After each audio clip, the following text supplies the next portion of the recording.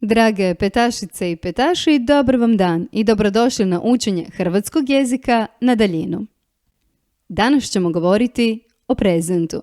Obradit ćemo novo nastavno gradivo te svladati ishod A5.1, a to znači da ćete govoriti u skladu s interesima, potrebama i iskustvom i to poštujući pravila glagolskog vremena koje izriče sadašnjost. Pa, krenimo redom. Prezent je glagolsko vrijeme, izriče sadašnjost i jednostavno je glagolsko vrijeme s obzirom na način tvorbe.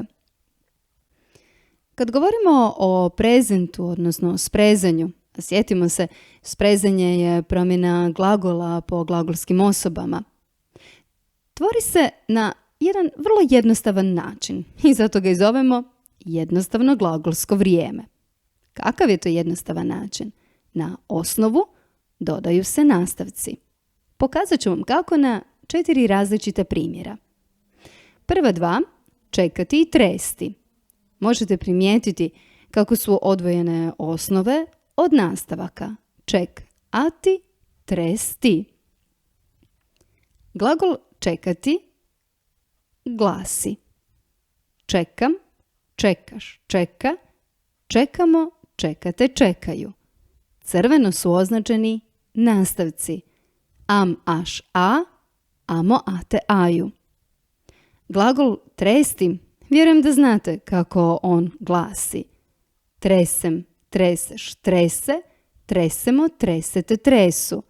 Nastavci su em, eš, e, emo, ete, u.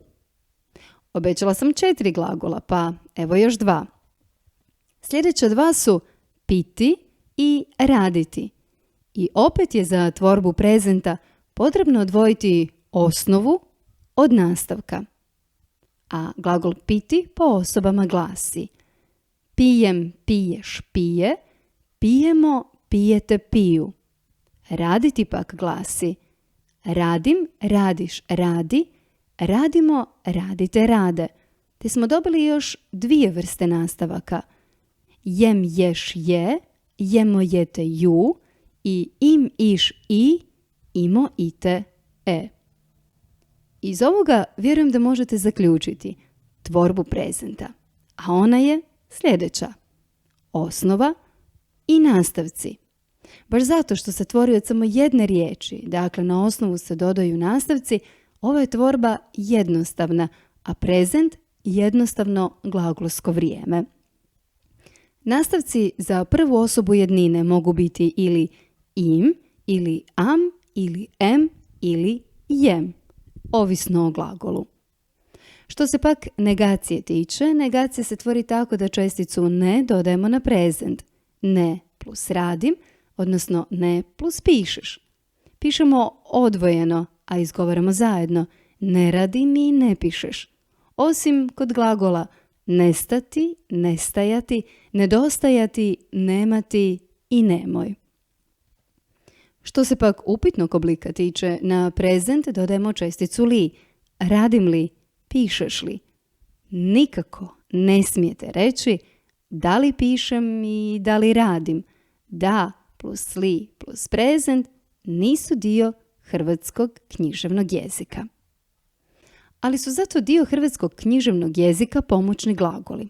To su glagol biti i glagol htjeti. Prvo, glagol biti kao pomoćni glagol ima svoj svršeni i svoj nesvršeni oblik. Svršeni glasi: budem, budeš, bude, budemo, budete, budu.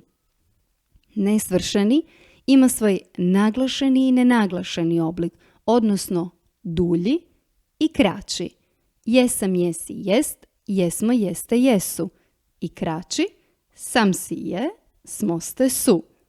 Niječni oblik: nisam, nisi, nije, nismo, niste, nisu.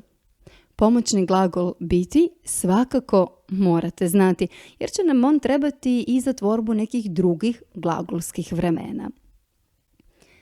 Sljedeći je pomoćni glagol, glagol htjeti. On ima svoj naglašeni, nenaglašeni i niječni oblik. Hoću, hoćeš, hoće, hoćemo, hoćete, hoće, kao naglašeni, odnosno dulji oblik, a nenaglašeni ili kraći oblik glasi čućeš će, ćemo, ćete, će. Niječni pak oblik neću, nećeš, neće, nećemo, nećete, neće. Prezent ima i glasovne promjene. Naime, pri tvorbi prezenta dolaze do nekakvih promjena. Kakvih? Glasovnih, jer se događaju na glasovima. Tako u infinitivu glagol glasi skakati, u prezentu skačem, ili pak plakati, a u prezentu plačem. K se odjednom pretvorilo u č. Nije odjednom. Evo koja je procedura. Dakle, kako bismo tvorili prezent, vidjeli smo, prvo moramo odvojiti osnovu od nastavaka. Ostaje nam osnova, skak. Na nju dodajemo nastavak jem, te dobijemo skakjem. No mi sigurno nećemo reći ja skakjem. Dogodila se glasovna promjena u kojoj su se k i j stopili u glas č, pa ostaje ja skačem. Takva glasovna promjena naziva se jotacija. Drugi je primjer glasovnih promjena kod glagola kao što su teći i peći. Vidimo da oni u prezentu glase tečem i pečem. Dakle, ć se pretvorilo u č. Evo kako. Sjetimo se da glagoli koji završavaju na či nekada su završavali na ti, pa su tako glasili pekti, odnosno rekti. Odvojimo li osnovu od nastavka, dobijemo osnovu tek, na koju dodajemo prezentski nastavak em. Naravno da nije točno ako kažemo ja tekem. Zašto? Zato što se dogodila glasovna promjena. K se ispred e mijenja u č. Ta se glasovna promjena naziva palatalizacija. U prezentu se događaju česte greške. Ja sam izdvojila samo dvije koje se zbilja često događaju. Tako, vrlo često mogu u vašim sastavcima pronaći rečenicu: učenici želiju ići u školu. Nije to krivo zato što vi želite ili ne želite ići u školu, već zato što nije točan prezent glagola željeti. Treba ići ne želiju, nego učenici žele ići u školu. Ili pak sljedeća greška: krećem za 5 minuta. Ovdje je pravopisna pogreška. Nije krećem, nego krećem za 5 minuta. Ostalo je još samo razmisliti o znanju. Kad ste pogledali filmić, sve zapisali, pokušali malo vježbati, postavite si sljedeće pitanje i razmislite koliko znate. Koliko znate koje je vrijeme radnje izriče prezent, znate li kako se prezent tvori, znate li prezente pomoćnih glagola te niječni i upitni oblik. Nadam se da je svugdje kvačica kod ovog odličnog. Ako je kod ne baš najbolje ili uopće, morat ćete još jednom ili pak više puta pogledati filmić i učiti.